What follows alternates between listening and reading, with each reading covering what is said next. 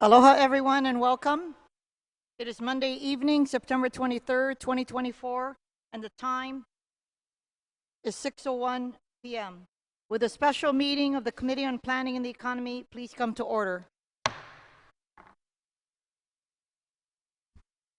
I would like to welcome members, Committee Vice Chair Cordero, Council members Okimoto, Say, Chair Waters, and of course, joining us is Councilmember Dos Santos Tam.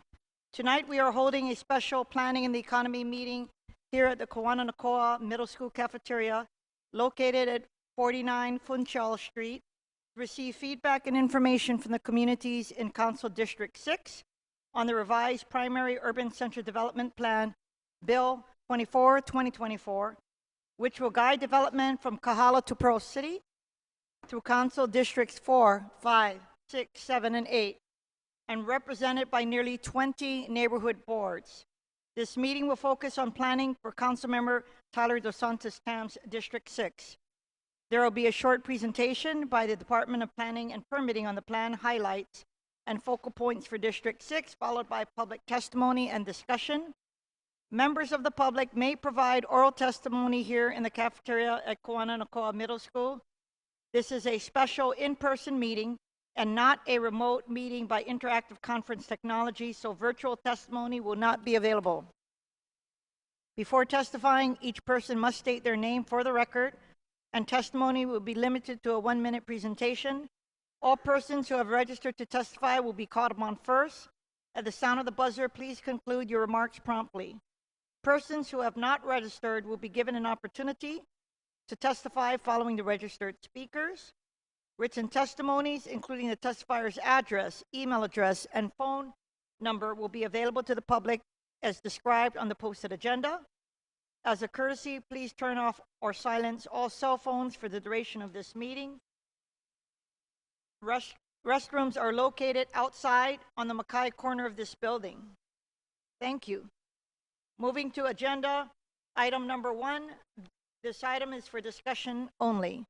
Bill 24-2024. This bill would repeal the existing Primary Urban Center Development Plan, Chapter 24, Article 2, Revised Ordinances of Honolulu 2021, and adopt a new Article 2 incorporating the newly updated plan.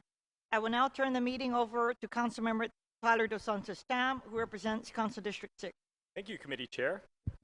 Thank you, Committee Chair. The Primary Urban Center Development Plan includes areas of Kaka'ako, downtown Honolulu, Chinatown, Punchbowl, Papakolea, Po'oa Valley, Nu'uanu, Iwalei, Liliha, Alewa Heights, Kalihi, and Kalihi Valley, all of which are in my City Council District. And it is a great honor to represent many of you on the Council. Here with us tonight are Noel Cole, Franz Cranes, and Imelda Fernandez from the Department of Permitting and Planning. They'll be giving a brief presentation on the plan, focusing on highlights and focal points pertaining to Council District 6. For your information, the presentation is available online on the City Council's website as Departmental Communication 682 of 2024. Before we move on to questions and discussion, I will take public testimony. So, clerks, we have a number of registered testifiers. We'll start in order. We have Michelle Luke, followed by Claire Santos, followed by Angela Young.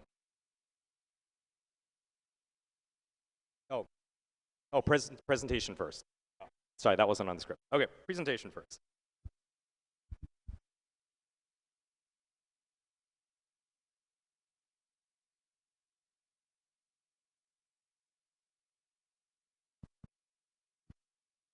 Are we on? Oh, thank you. Thank you. Hello, Council Committee Chair Kia Aina and Council members. We will be giving a presentation on highlights for District 6 for the Primary Urban Center Development Plan updates. The Primary Urban Center Development Plan, also known as the PUCDP, this update was done by the Department of Planning and Permitting and a consultant team led by Ramey and Associates between 2017 and 2023. The primary urban center is one of Oahu's 8 planning regions, and it covers the area between Waialaikahala to Pearl City, and is the island's most populous region of over 450,000 residents. There are 5 council districts within the PUC, 3 in their entirety and 2 partial. And again, tonight's presentation will give a brief overview of the plan and update process with special attention to District 6. We'll be covering a little background on the proposed plan and how it was developed.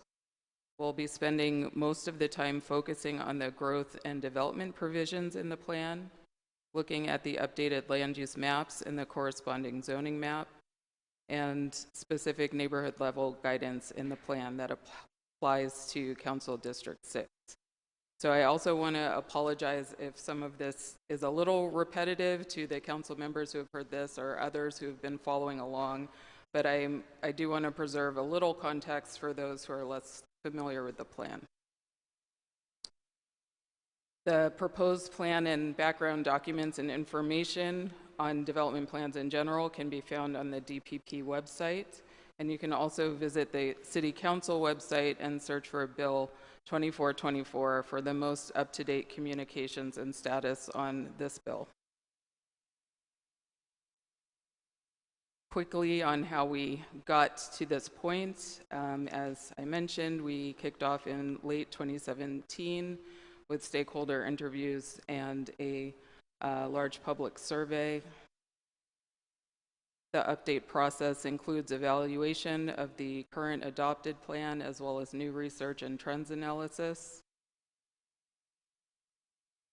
And the development of the proposed plan was an iterative process that included public outreach, policy drafting, gathering additional input via a full public review draft and changes based on that feedback. And then we had the transmittal to Planning Commission, where we had 2 hearings, and now we are in the City Council process. The PUCDP deals with broad factors that are related to or influence growth and development and city operations and investment. You can see here the major themes in the plan that range from housing types and affordability, transportation facilities, to preserving open spaces and natural resources, and preparing city infrastructure for climate change impacts. All of this content is captured in the plan's 11 chapters, and we'll be going into greater detail on the development and land use aspects of the plan. So that's in the first 3 chapters. As it relates to growth and development, there are several things that a development plan must accomplish. First, it implements the policies of the general plan at a more regional scale. In the case of the primary urban center, about 43% of the population is allocated to this area. It also needs to reflect other current planning that is implementing the general plan at various scales. Most centrally for the PUCDP, that would be the transit-oriented development planning that has been going on for the last decade plus, and which includes adopted area plans for all the immediate neighborhood areas surrounding the rail stations. The development plan also needs to identify areas that may be appropriate for growth and those that may not be, most especially defining areas of environmental constraints. So an example would be not proposing new growth on steep slopes or unstable soils, for example. And another example would be maintaining the long-standing urban growth boundary that protects the upper watershed recharge areas. And finally, the development plans must also take on board any statewide policies and guidance as applicable. The role of the PUCDP is to help raise these considerations regarding growth in order to help guide it to the most appropriate areas. So population growth is one very important factor in this, but it is only part of the development picture. The development plan also looks to account for broader and longer term capacity needs and changing conditions. So especially in terms of latent demand for housing, you may have also heard this as being called a housing shortfall. Infrastructure investments and availability and also maintenance of existing infrastructure, shifts over time in development areas, for example, having more complications and needing to pull back from some areas of coastal hazards. And then there's sort of the anticipation of some of the individual decisions that property owners and developers may be likely to make, such as those related to market conditions or perhaps identifying areas where increased redevelopment could be expected due to structure, age, and condition. So, and yet we also know that what constitutes basic appropriateness or feasibility for growth are not the only things that make a community thrive.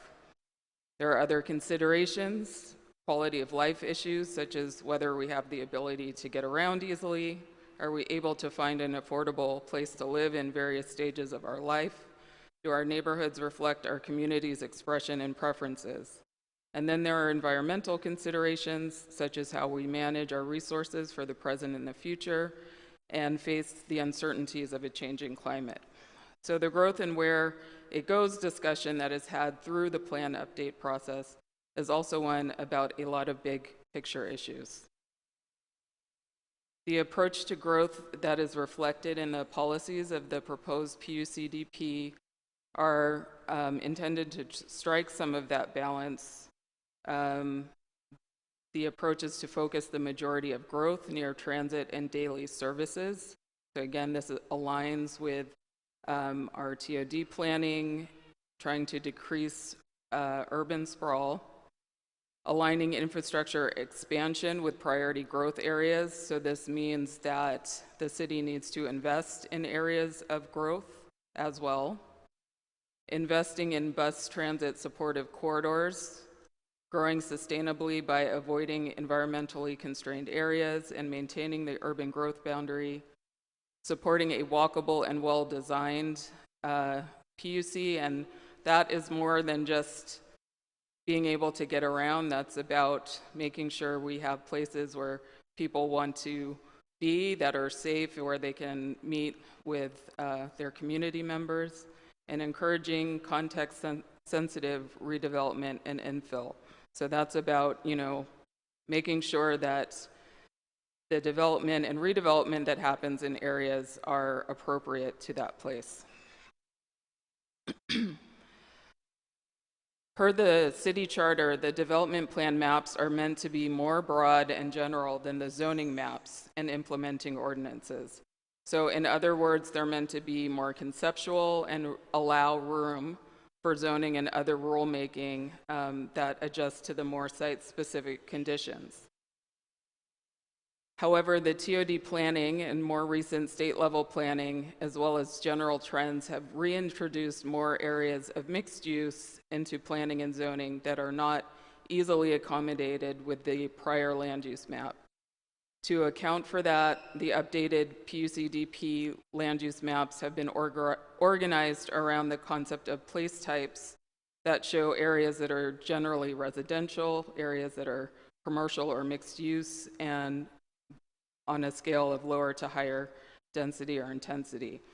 The place types loosely correspond to the zoning districts, but in many cases, they may correspond to a small range, so like 1 or 2, 3 at most. And again, that's to allow flexibility and zoning, and we'll return to the place types in a moment.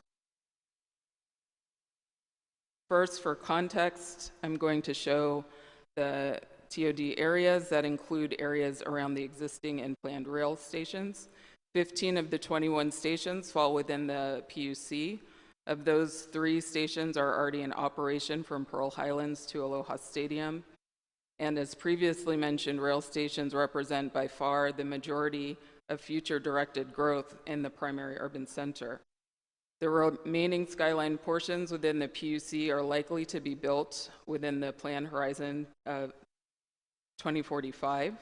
The airport extension that includes Stations from Salt Lake to Middle Street are currently under construction. The City Center extension to Civic Center is expected for 2031, and that leaves 2 planned stations to Ala Moana as the final segment.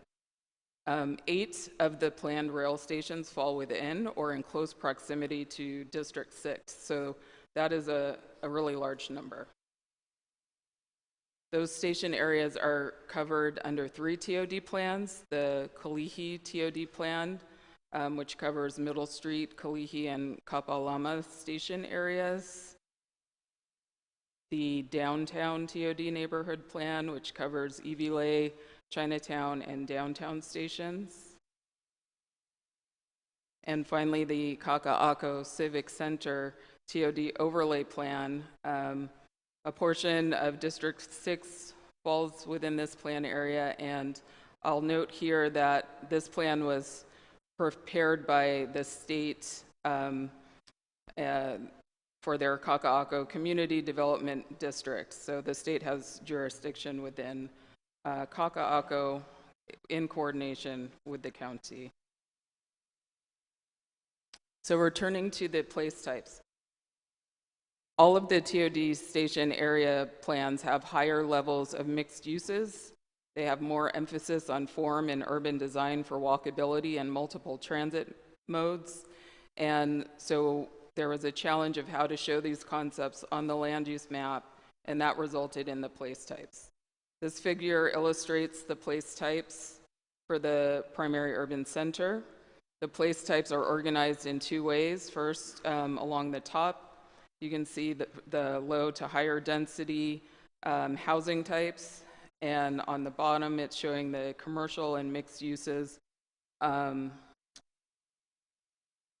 place types. So most of the place types correspond to more than one existing zoning designation, and that provides flexibility and interpretation based on context, surrounding uses, constraints, and other mitigating factors, such as special district height limits, for example. So the place types provide a narrow range for a given location, but it does not provide the final determination of zoning, nor should it be interpreted to always be the maximum of the range stated. Again, it is communicating the general form and intensity and allowing a little wiggle room for future zoning interpretations based on other contextualizing factors. This is what the place types look on the map legend, and you can see here, apart from the ones we covered, there's also the more specialized use districts, such as industrial, parks and preservation areas, military uses, schools, and other campuses. The plan itself includes more in-depth guidance on the place types.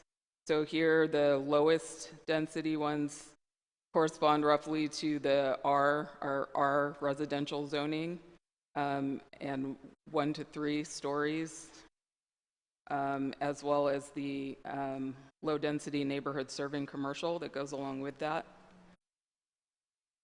The slightly higher low to mid density place types correspond again to R zoning, as well as some apartment zoning, business mixed use, and apartment mixed use.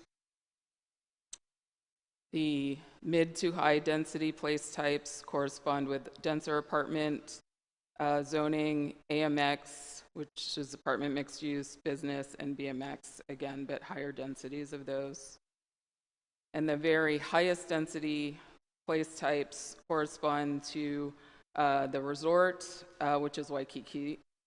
That's the only resort precinct within the primary urban center, the downtown, and also the urban corridor type that is the most intense of the TOD areas. So that would be the Ala Moana. So not all of the TOD areas along the line are planned to the same density.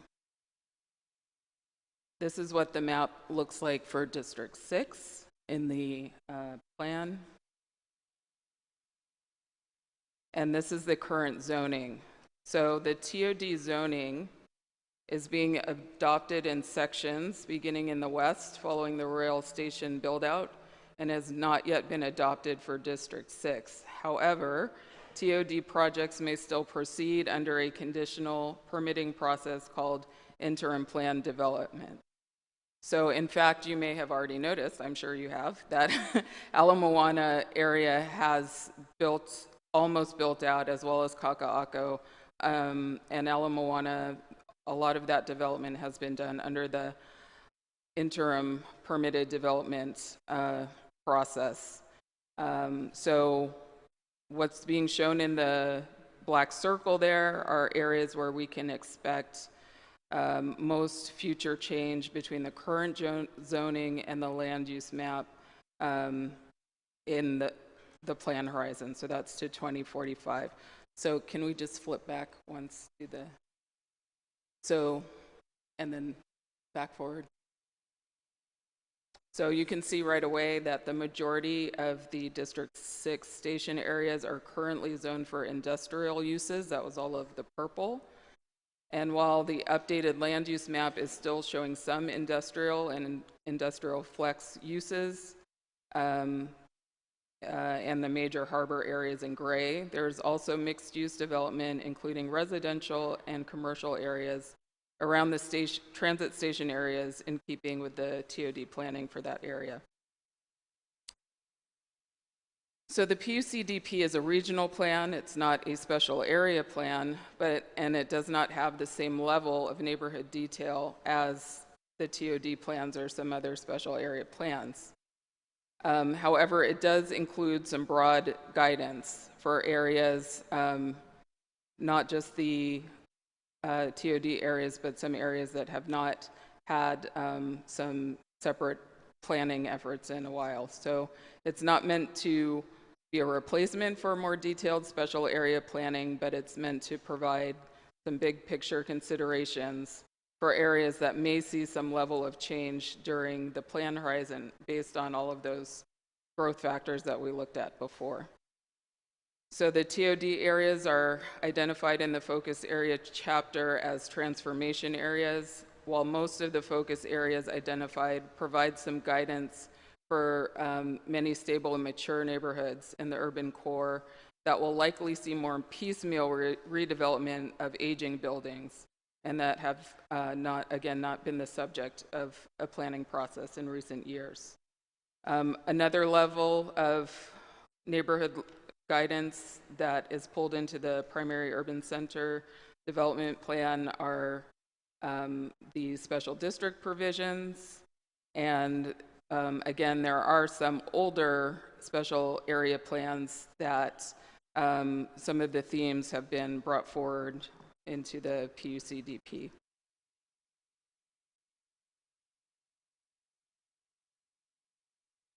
So District 6 has 3 special districts and a portion of a fourth. They are the Hawaii Capital Special District, Chinatown Special District, Punch Bowl Special District, and Thomas Square Academy of Arts Special District. All of these protect the look and feel of districts with historic significance and historic architectural or natural features. And then on the bottom of the slide, just calling out some of the prior neighborhood planning efforts that are highlighted here, including the 2016 Chinatown Action Plan and the 2004 Kalihi Palama Action Plan.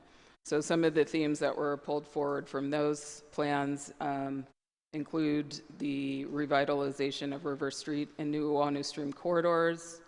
And for the Kalihi plan, the core principles carried over our infrastructure investment, increasing opportunities for business and public gathering places for community connection. So there are 4 District 6 focus areas in the plan, and I will touch briefly on this additional neighborhood scale guidance. The downtown is a focus area that encourages day to night uses for downtown residents, improving connections to the waterfront, and prioritizing pedestrians on all sides of the building.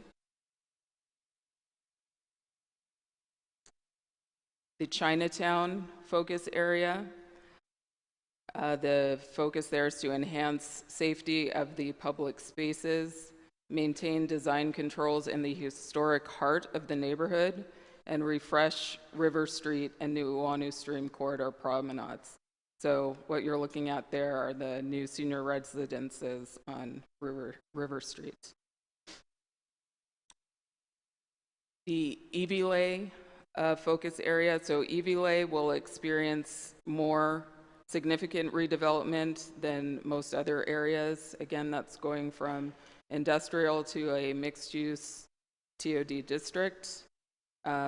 Area adaptation actions are required for climate-related hazards. And another focus is to create new physical and visual connections through the area to break up the super blocks. Finally, there's some guidance on the Upper Nu'uanu and Liliha Streets area. That is a urban, that's a corridor center, and the focus there is to support neighborhood serving retail, so at a lower scale, and commercial uses facing the street, encouraging missing middle housing, which is generally no more than 4 stories, and prioritize complete streets improvements that improve safety and sidewalks. So while the focus of this presentation has been to cover the growth and development content of the plan, to close, I wanted to just give a quick view of some of the other resources in the plan. Most of the chapters contain maps that illustrate the concepts and policies within the chapters. For example, the housing chapter includes maps that show the TOD areas outside of the TOD district that are transit supportive, so those are the bus corridors, major public housing projects, as well as areas that have a lot of multifamily housing built prior to 1980. So again, that's calling out those areas where we're likely to see turnover just due to building age and condition, and making sure that that is context-sensitive infill. The parks and open space maps show existing and proposed parks, as well as bikeways linked to parks. And one last highlight from the sea level rise and coastal hazards planning chapter. So here we're showing the projected impact to areas in the PUC. The dark blue, so the smaller area, is the exposure area at 3.2 feet of sea level rise.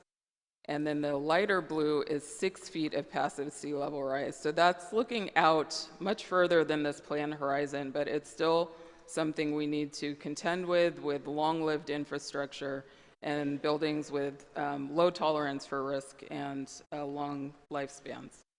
So for District 6, this is especially relevant to the kinds of infrastructure planning and investment that will be necessary to address these challenges as the Evile and Kapolama districts redevelop. And that is where we'll stop. Mahalo.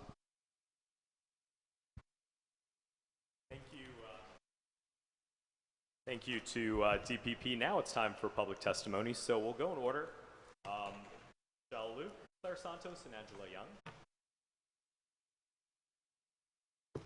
And then after those three, we have Anne-Marie Smoke and Bailey Matsuda.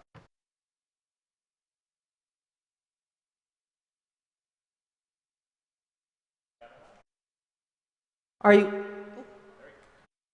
Now you're definitely on. Aloha, I'm Claire Santos. Thank you, Chair Waters and the City Council and the DPP for being here today. I am a member of Neighborhood Board Number 10 and here to tell you that on Thursday evening we did overwhelmingly pass a resolution in opposition to a development known as 1617 Alapa'i Street, and included with that resolution is a support for community involvement in these plans and decision making, because we are being completely left out of the picture. In my personal capacity at this moment, I happen to live in the Punchbowl Preservation Special District area. There is a planned ridiculous abuse and misuse of Bill 7 structure being planned replacing historic homes, exceeding height limits, and defiling all aspects of the special district guidelines, and that is known again as 1617 Alapai Street. That is an area where there are no jobs, no stores, no sidewalks, no public transportation. There'll never be a rail up there. This area does not suit the Bill 7 guidance at all. I have been on the phone multiple times for 2 years now with the DPP, and I'm here to tell you there is no such word in the dictionary as Bill 7 done deal. And yet that's what I keep hearing, Bill 7 done deal. So I'm here to request today that our elected officials take charge of this situation, realize that this particular structure is inappropriate, and take action to stop it and have appropriate construction in our area. We are not opposing affordable housing. We are asked that it be respectful and fit in with the neighborhood and the community. Thank you.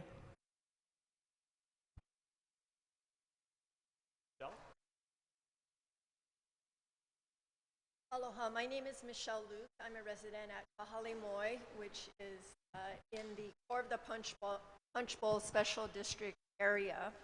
I have two comments to make. The first is more broadly with regard to the plan. I appreciate the plan's goals as stated, which are inclusive of our cultural values, our community values. I'm concerned that there's no mechanism in place that actually allows for that to occur during the process. More specific to what Ms. Santos just spoke of, the 1617 project, which is a Bill 7 project, appears to be at complete odds with what the plan envisions for Pu'uwaina, the Punch Bowl area. That area is a town neighborhood low under the plan, which is effectively 2 to 4 stories. What is being planned is a 6-story building, which, because the special district guidelines have been set aside, allows, if this is permitted, a building that is more than twice the height, if measured from Prospect, than would otherwise be allowed. And with regard to the DPP process and the Bill 7 process, again, all of the language from the City Council, from the Governor's proclamations that call out the need to balance the interests of the community are not being met. There's no mechanism for that.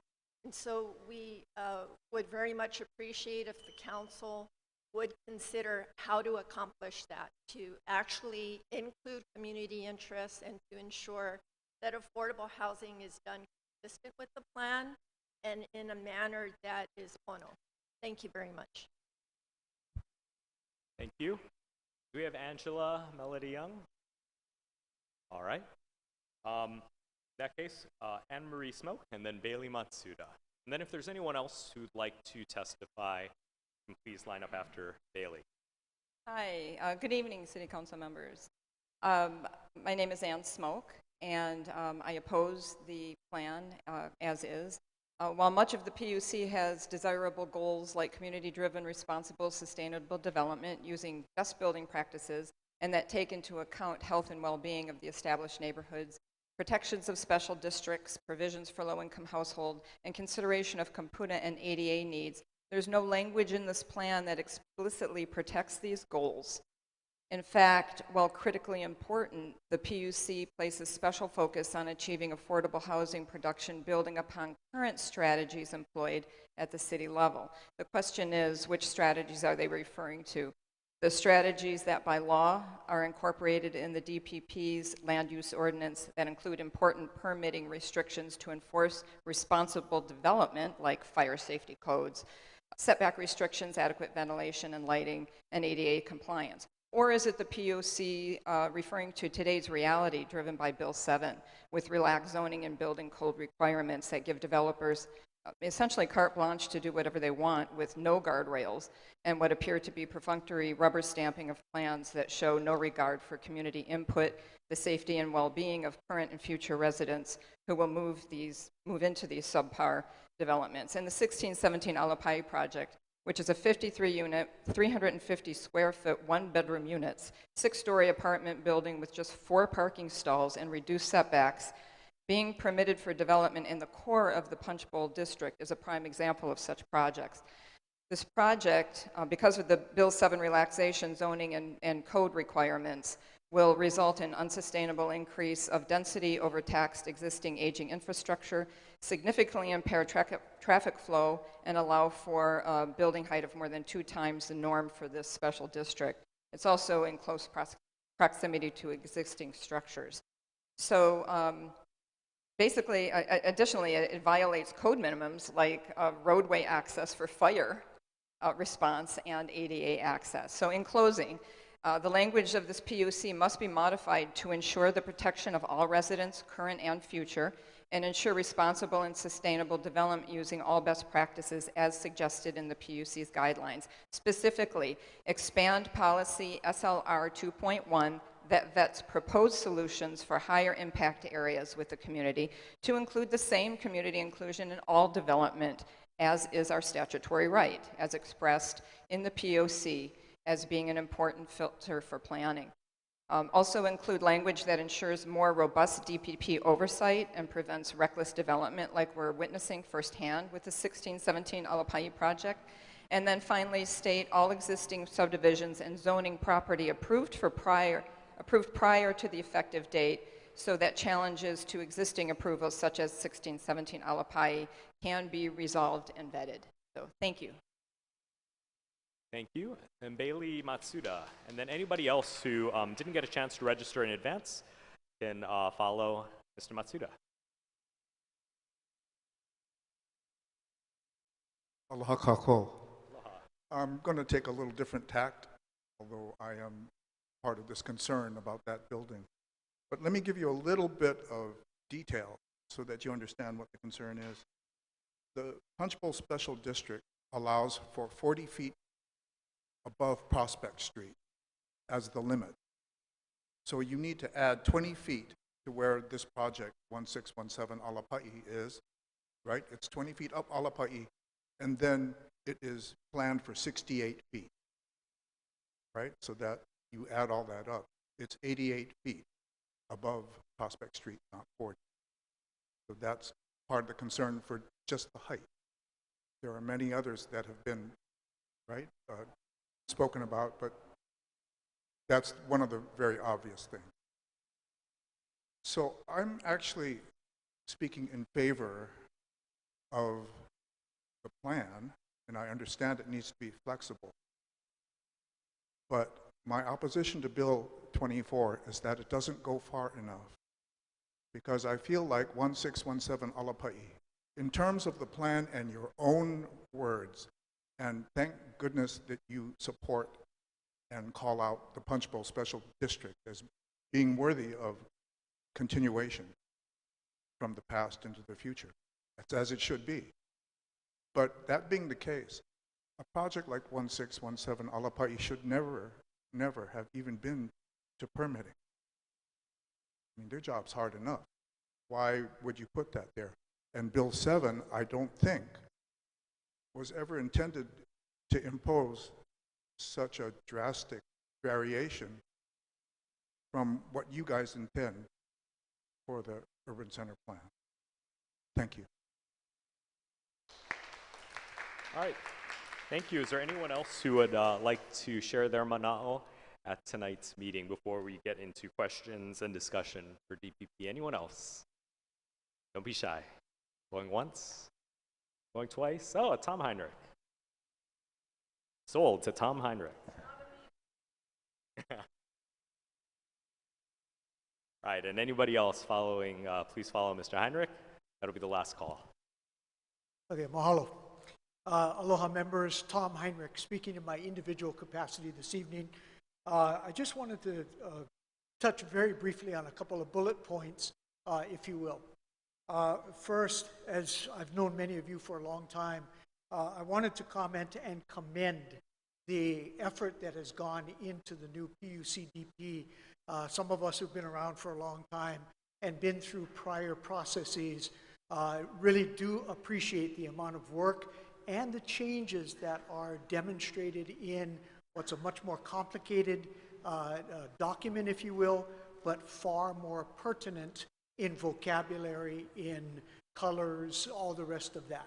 Okay, so really, kudos to that, and especially going away from what was previously almost entirely a narrative description. There were past battles on small parts of the narrative in the past because of contests like 1617 Alapai Street as an example.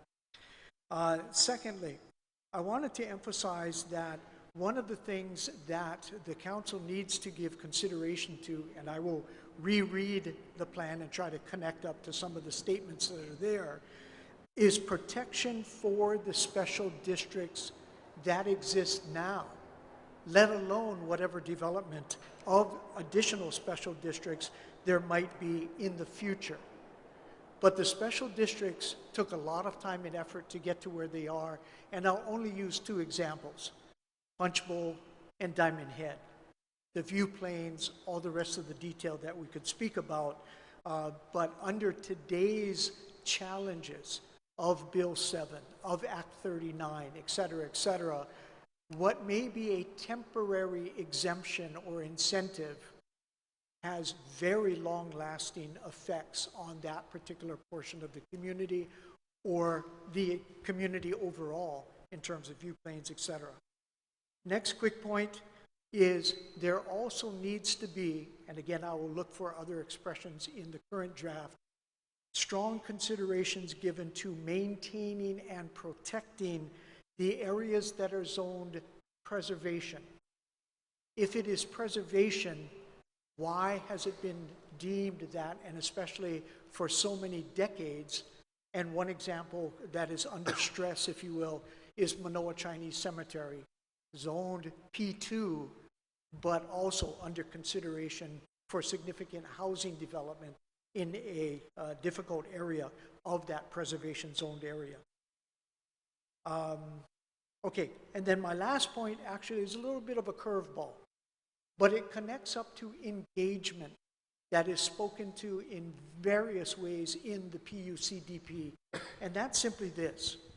For those that have participated in the past, currently, in the neighborhood board system, the neighborhood board system is a critical element to city government. Section 14-101 of the Charter is that basis. And my last point on this is very simply, what I think needs to be expressed somewhere, maybe this does revert to a sentence or two of narrative, is support for, in essence, a network of city conference centers. In other words, continuing to rely only on shared use of schools or parks and recreation facilities or whatever has engendered a lot of continuing problems even before COVID. But in this respect, I think there are opportunities for partnerships, but especially having a designated space, especially now that we are doing meetings on WebEx, et cetera, that we need that technical support in those areas as well. So just to restate that, it would be nice to have some sort of an expression of that engagement through city facilities island-wide. Thank you. Appreciate it. All right. Thank you, Tom. All right, seeing no other testifiers, we can move on. Committee Chair, did you want to take from here, or what? I can take it? Okay. Okay, well, what we'll do is we'll turn now to questions from the members for DPP, and we'll start with Committee Chair Kiaina. Thank you so much. DPP? Oh, you guys are going to answer from there? Okay. You know, a lot of residents raised concerns about a Bill 7 project, which, of course, I know is a completely separate process. It's an ordinance and its requirements, and we are undertaking a review of a development plan. But it's something that it hits home in my district, whereby we have a Bill 7 project underway, and the Po'olau Poko sustainability plan recommends a building no higher than 40 feet, and the project which has been approved is 60 feet. And I've had the same difficult challenge as the council member for district to explain that. So, I know the answer to the question. I want you to explain to everybody else when you have a discrepancy between the requirements of an ordinance versus the recommendations or guidance under the sustainability or development plans, what do you do? Because that's what we heard tonight. Yes, thanks for that question. So the purpose of putting the recommendations in the plan is in the, that's a iterative process. We get a lot of feedback, and that's in the hopes that when bills are passed, that they're consistent with the plans. Failing that, if we have a bill that runs counter to the plans, the ordinances prevail. So plans are guidance, and what is put into action through the ordinances or zoning or anything like that prevails over the guidance of the plan.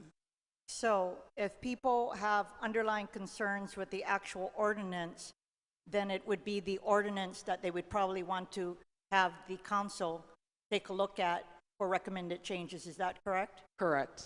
So the reason I'm sharing that to the community tonight is that something that I'm facing in my district, and clearly you're spot on with regard to your concerns. And so I just wanted to make sure that people understood that it's not that we could make changes in this to address the concerns of that specific project. I think that, first of all, I commend you for coming here, because I think it's in a lot of districts, and I think we as a council have to look at what the original, none of us were here during that time. We need to look at the intention, which to provide greater flexibility for a lot of actually families who had owned smaller lots, to provide flexibility for development. But it seems to fly in the face of all of the hard work that has been laid down by the sustainability and development plans, and that's something we need to consider. Members, any other questions?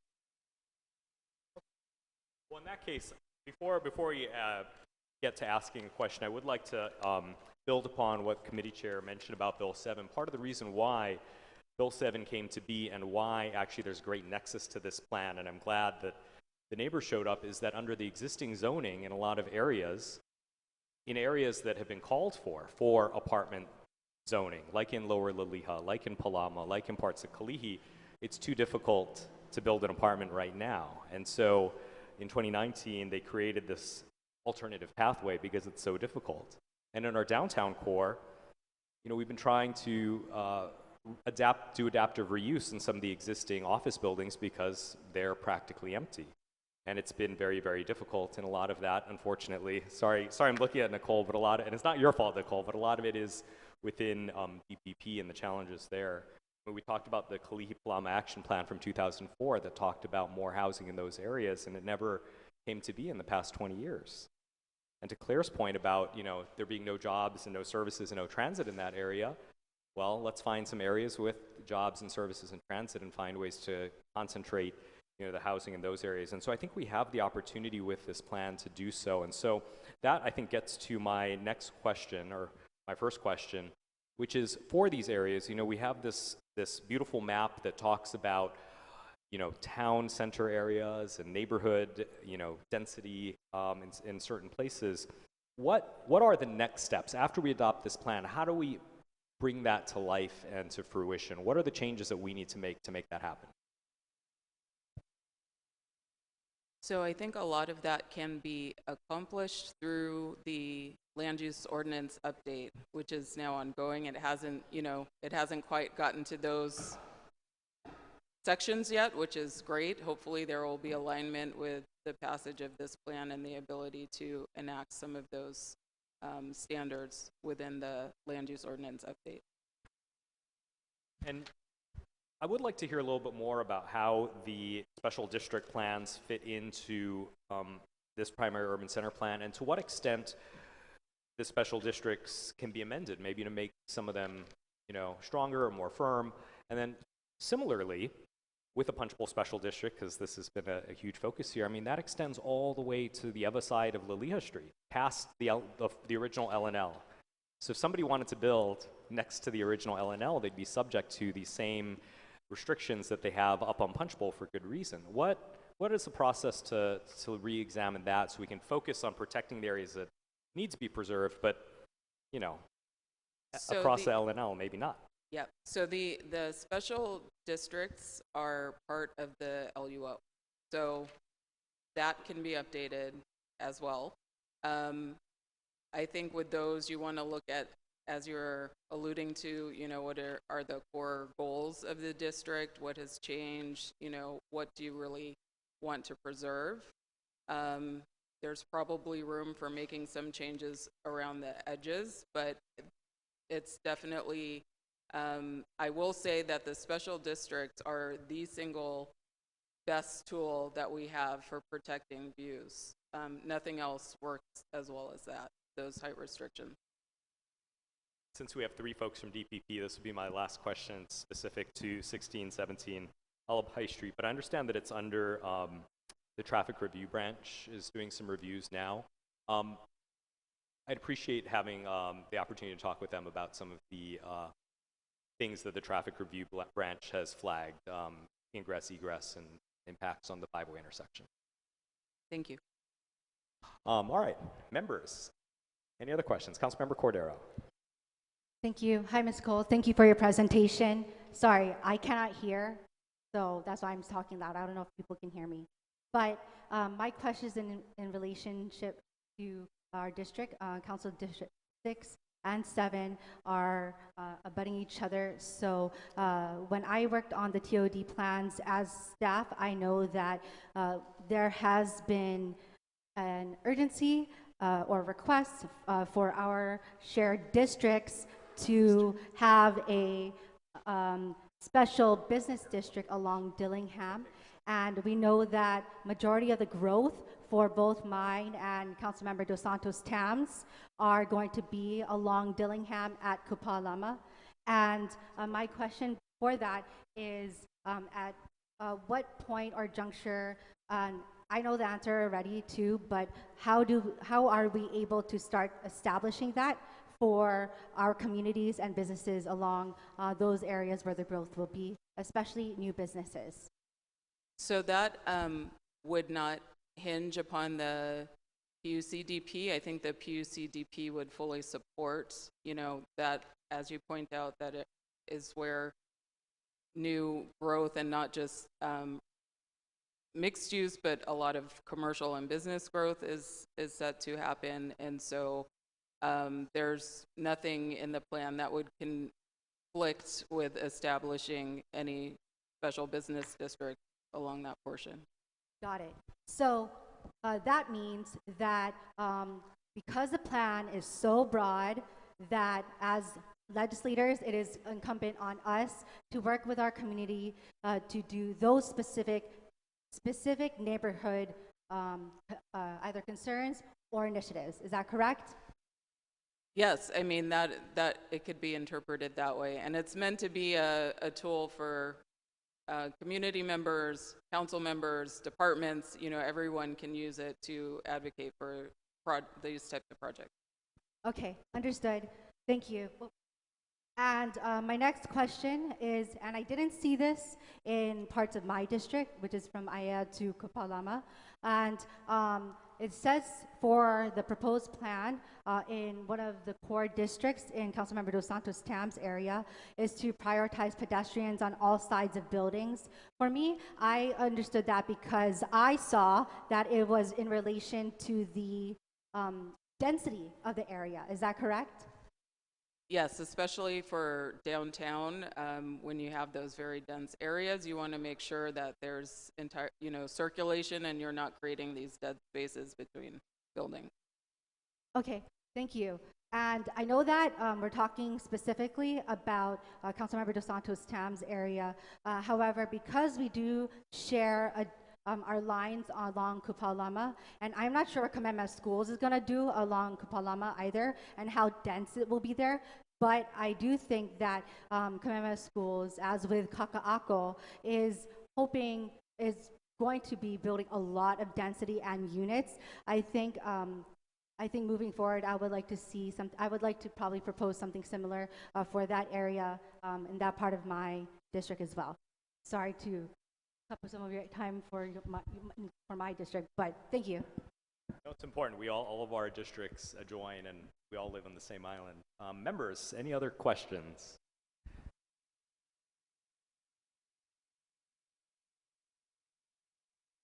Really, no questions. I can't believe there's no questions. Councilmember Wire. Thank you. Thank you, Council Member and Committee Chair. And just want to mahalo everyone that came out to testify today. And echo the sentiments that the testimony we're looking at, or what we're looking at today is the plan. And if there's suggestions for ways we need to modify Bill 7 projects, I think we can definitely look at the ordinance as a whole. I know we went through that experience as well.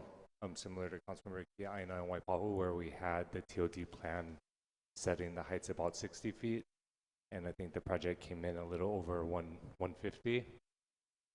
So I mean, I think it's going to vary by community, for sure, but definitely open to talking through it. I guess the question I had for DPP, in looking at kind of where we're envisioning housing, and given that I think in 2023 we lost about 12 people a day, and I know when we look at this city, 3,000 vacancies, and I think largely due to not having a workforce, given the cost of living going up, cost of housing going up, and that's been experienced in the private sector as well, right? We have an aging population who are in need of medical care.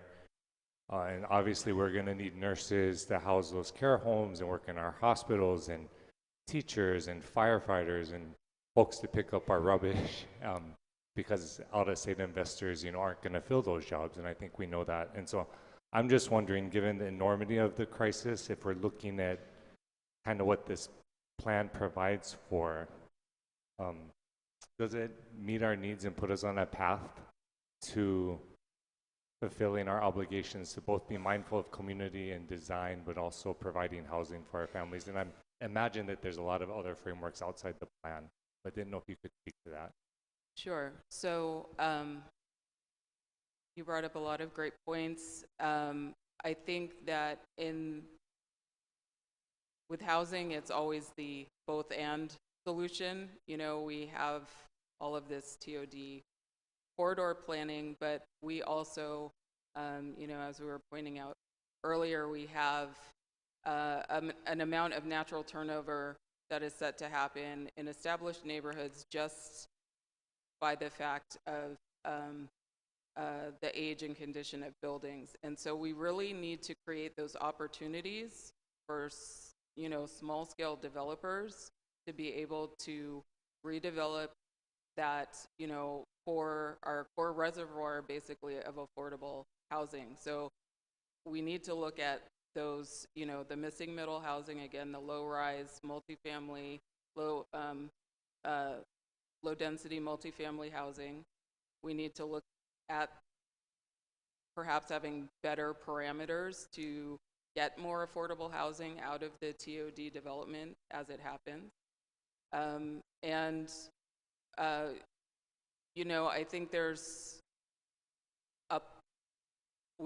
the third prong, I would say, are focusing again on bus rapid transit corridors. Some of the commercial corridors, most particularly King and Beretania, is identified in the plan as being outside of the sea level rise exposure area for more looking out further into the future for lower scale but sort of mid-density housing that's along a well-served transit corridor. So we need to look at all of the solutions and provide all of the different types of housing models. Thank you. Councilmember Chair Waters, and then Councilmember Cordero. Thank you so much. And thank you all for being here tonight. If you notice, there's 8 out of the 9 council members here, so we're taking this very seriously. You know, and I also thank the Department of Planning and Permitting for being here. This, by the way, is the planning side. You know, sometimes planning and permitting don't get together on the same page. You know, when we were doing the East Honolulu Sustainable Communities Plan, I tried to write in language that made it the law. I was told, you know, I better not do that, right? Because it's a guiding document, is what I was told. But having said that, you know, it would be nice to have a little bit more teeth in these planning documents so that we don't have these situations that we're talking about tonight. But I want to also explain to you, Bill 7 is controversial. But I will tell you this, and I want to try to explain why we passed it. And basically, the City Council ceded our power and oversight over these projects to DPP.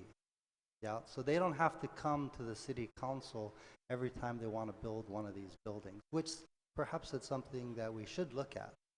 But you may recall that the governor, you know, a few months back wanted to pass an emergency proclamation that would set aside all of the city's oversight over these affordable housing projects. I will tell you this, and I encourage you all to go ahead and look at this online. University of Hawaii Economics Research Office, UHERO, they have a 2024 housing fact book. Yeah. And I tell you folks, it's really, really scary to look at the numbers of what's happening on our island and our state. The rent that people pay in our state is the highest in the entire country. To buy a home, it's the median price is $1.1 million. If you do the calculations, you got to make about $250,000 to buy a home. 65,000 people, our friends, family, and relatives, have left the state in 2022. Right? I know the council is tired of me hearing say this, but from my own experience, my brothers and sisters who were all born and raised here, and my dad who grew up in Kalihi, they all lived on the mainland, and my dad passed away on the mainland. So the city council is trying our best to figure out how to keep local people at home so your kids, your grandkids can afford to stay here. And I got to tell you, it's been super difficult because developers, they don't want to build affordable housing. They just don't want to do it. There's only a few of them who are willing to do it. So we're trying to incentivize that, right? By saying, okay, we could let you go a little bit higher, a little bit more dense, right? I get it. I see you folks saying no, but how to help us figure this out? And by the way, I hear what you're saying. Nobody here is against affordable housing. We hear this every single day, right? We're all for affordable housing, but just not over here, or just not over there, right? So where do we do it? And perhaps this is where planning can help us figure out in the planning stage where we're going to build affordable housing. Yeah. By the way, Kaka'ako, that's where we thought affordable housing was going to be, live, work, and play. But the state took that out of the city's hand. We don't have any say over Kaka'ako. That's all the state. Yeah. But maybe that's something we should look at, is figure out in one comprehensive, well-researched plan where we want to identify where we're going to build affordable housing. I will tell you this, you guys ever heard of the saying, keep the country country? So we got members from all over the island, right? People say, don't build it over here, but go build in the urban core. Yeah? So that's, I think, what they're trying to identify in this plan, right? Major corridors, right? In my district, Wailai Avenue, Kapahulu Avenue, and other places where you're supposed to build, right? But that's what we got to figure out, and how perhaps we can help your district, Tyler, is what areas are you folks willing to say, yeah, city, we'll build over there, right? I read the long resolution, and whoever wrote this was really, really good because it's very comprehensive, right? So kudos to whoever wrote this, but you know, at this point, Bill 7 is passed. Perhaps we got to go back and look at it and see how we can maybe have some oversight over it. But again, you got to convince 5 of those people sitting at this table to be willing to do that. But thank you all for being here. Your comments have not gone unnoticed, and I appreciate it. Thank you, Chair. Okay, Councilmember Cordero. Thank you. Okay, as you know, I have a neighboring district to Councilmember Dos Santos Tam, and I'm glad that Chair Waters brought up Kaka'ako because with Kamehameha Schools, once again, having Kupalama Kai plans along Kupalama Canal, and once again, the highest growth in the PUCDP, once again, a very broad plan, is along Kupalama Canal. I want to bring up the concept of breaking up, as you mentioned, in the Iwilei TOD district, creating new physical and visual connections to the area that break up superblocks. When we were working, and I think we cannot even think about anything about housing, any further extension of rail to, or any other things to support the city until we have our capacity for infrastructure, is my whole feeling. But breaking up the superblocks will also help us understand how much more we can, how much more infrastructure we would need to either rehabilitate or reconstruct. And so I was wondering, and if you can share with everyone, Ms. Cole, what you would mean about breaking the area, breaking up superblocks. So the Iwilei area actually has a lot of area that is either city land or state land to a large extent. So that means there is the ability to do some master planning in that area that would accomplish some of those goals.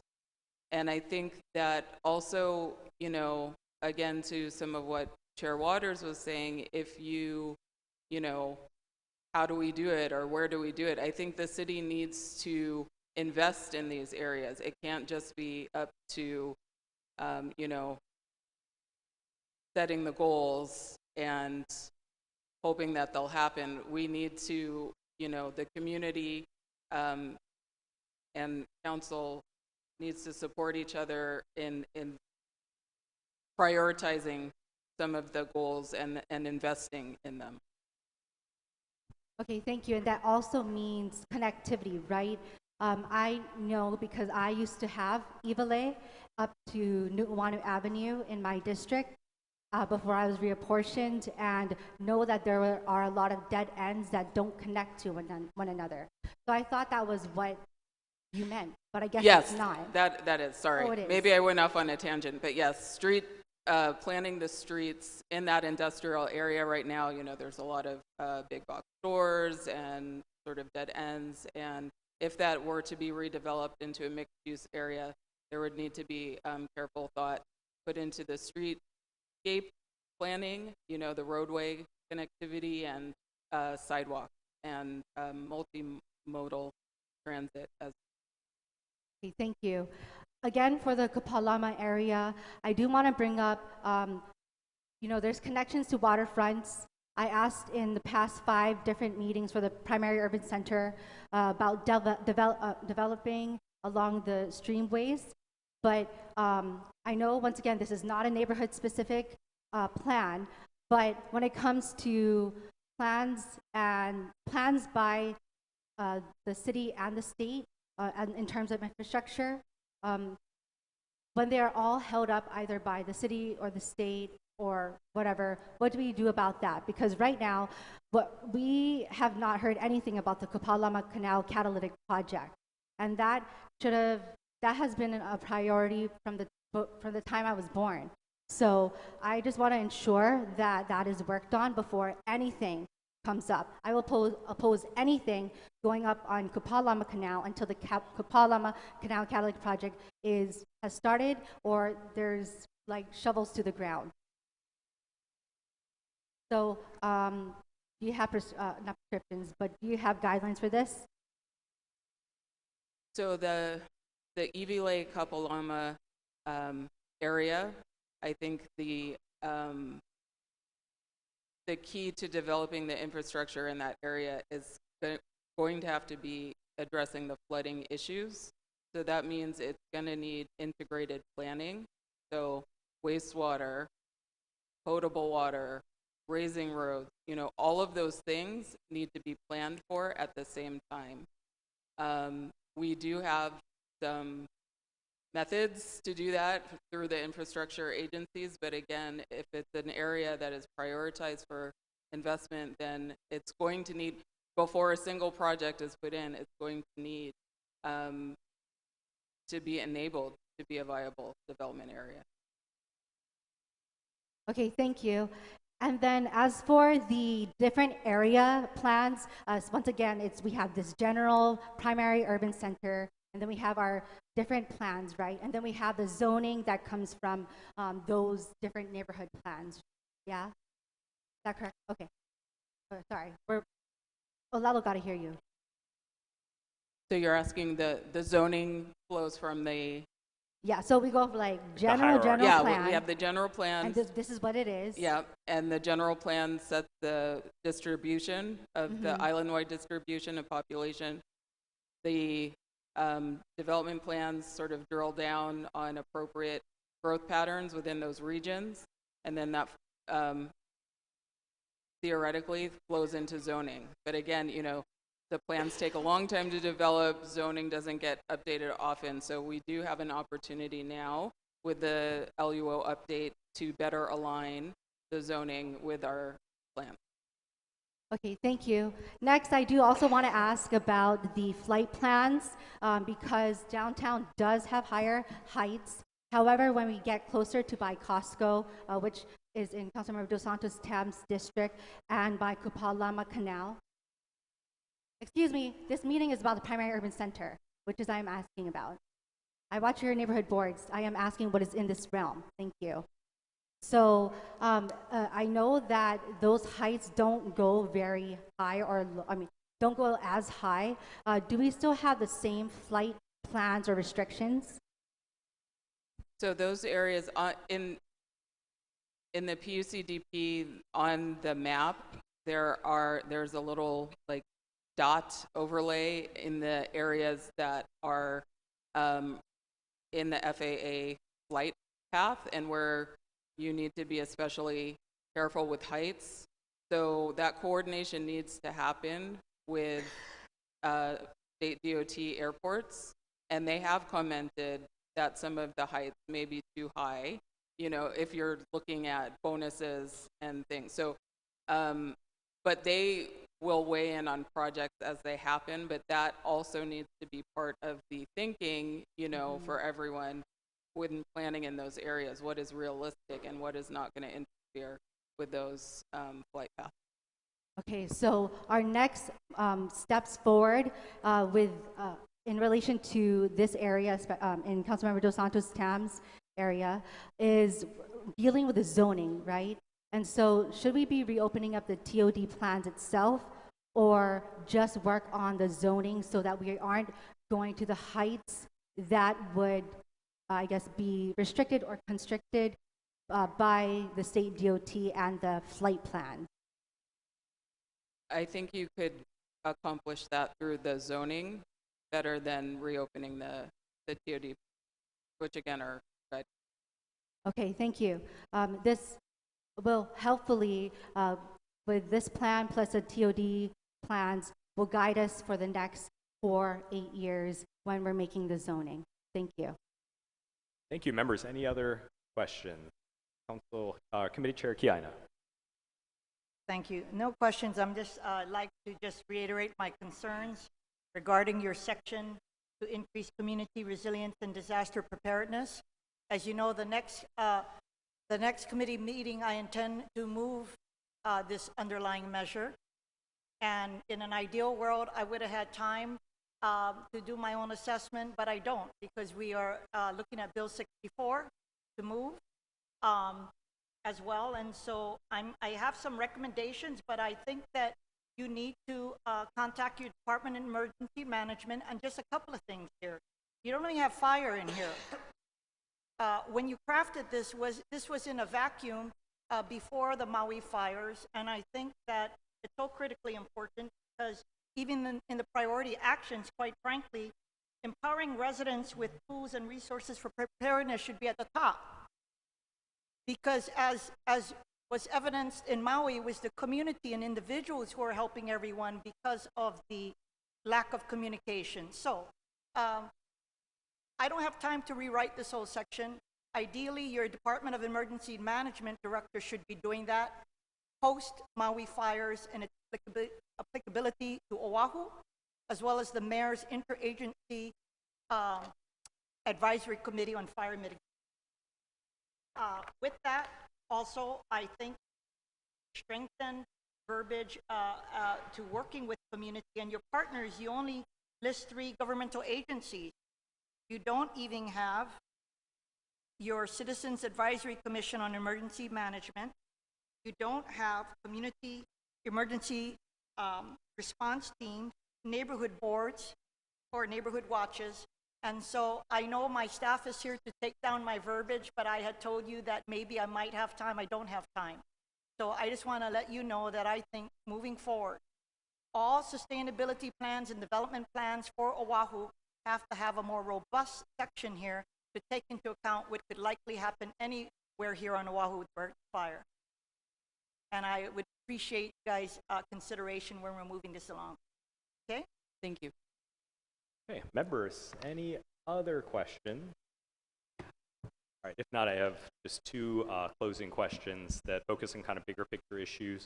We talk a lot about TOD, we talk a lot about transit in the rail corridor, which is very important. We're spending $10 billion on it. But I wanted to ask what this plan discusses in terms of transit access for the ridges and valleys and some of the other areas that are far away from rail, and how we're trying to promote accessibility and transit in those areas. Is there anything in the plan that speaks to that?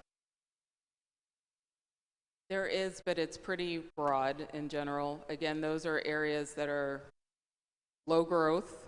They're not slated for new development. A lot of them have pretty serious environmental constraints as well. So I think this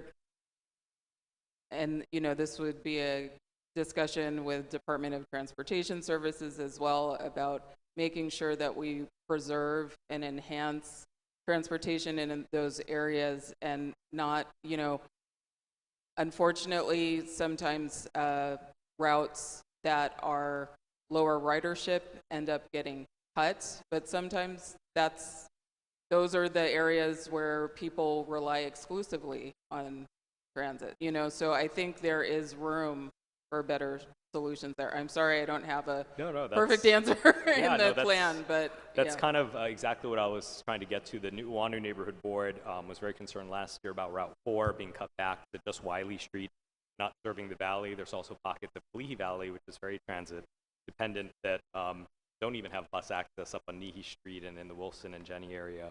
So that's, I'm glad to hear that. And I think in the subsequent amendment process of the plan, that's probably an area that we can drill down on a little bit more. My last question is sort of a broad one. My district has a lot of these established older neighborhoods, more than 100 years old in some cases. We don't have room for more parks. We don't have room for more amenities. In some areas, we don't have room for sidewalks. How do we squeeze these amenities in a way that makes sense and helps us serve folks? If we can't have more park space, how can we activate and improve our existing parks, for example? So that, again, would come down to development standards. So looking at the space that is available, maybe there are some setback rules that could be changed, side yards. You can look at the building envelope. You can look at how you can squeeze in more of the public amenities that are needed through revisiting maybe some of the site design guidelines. Thank you. One thing that I was going to ask about, but I'll, in the interest of turning it back over to Committee Chair Kia Aina, we have the opportunity for input. I think she'll go through that. But I want to encourage the neighborhood boards. I have 7 neighborhood boards to provide their input as well, not just on individual projects like 1617 Alapai Street, which the Makiki neighborhood board's already done, but for the other neighborhood boards as well, for Kalihi Valley, for Palama, for downtown Chinatown, and Nuku'ana, making sure that they are providing their impact and feedback on how this plan affects their specific neighborhood. Maybe that's a good segue to turn it back over to Committee Chair Kiana to talk about the schedule. Thank you so much, Councilmember. Thank you to everyone for participating this evening and providing your mana'o on this important plan. This is our last community-based meeting, and we have now completed all of the community-based meetings for Council Chair Waters, District 4, Councilmember Say's District 5, Councilmember Dos Santos Tam's District 6, Councilmember Cordero's District 7, and Councilmember Okimoto's District 8. I wanted to go over the schedule, and the reason this is important is if, separate from the committee process, if anybody has any recommended changes, you can send it to me, but I highly recommend that you go through your council members as well, as it, particularly as it pertains to recommended changes affecting your district.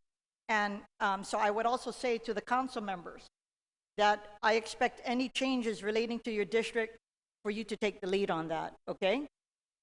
The schedule will be as follows.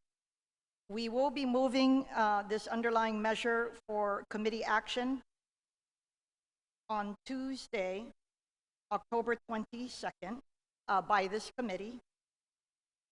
If that is successful and it passes out of committee, we will be moving to full council on Wednesday, November 7th.